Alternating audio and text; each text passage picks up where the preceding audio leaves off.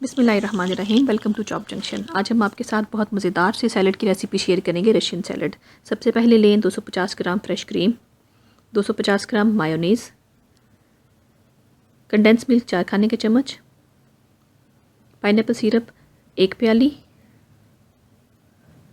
1 प्याली मैकरोनी को नमक डाल के बॉयल कर लें। 4 अदद बड़े साइज़ के सेब हमने काट लिए हैं। 500 ग्राम का टिन लिया है कॉकटेल का। 1 अदद बड़े साइज़ का अनार, नमक और काली मिर्च हस्ब ज़ायक़ा।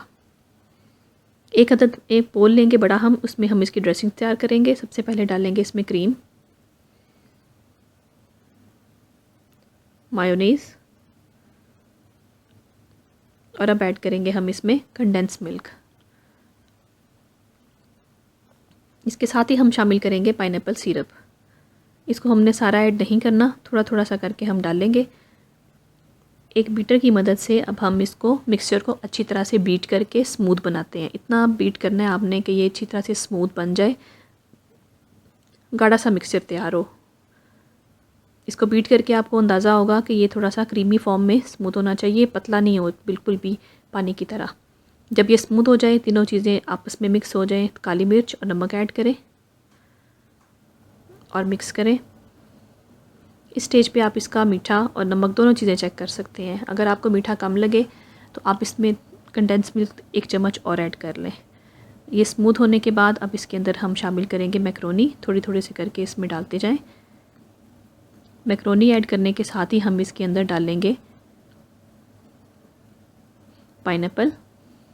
ये सारा हमने इसमें ऐड कर दिया। 500 ग्राम का टिन हमारे पास था।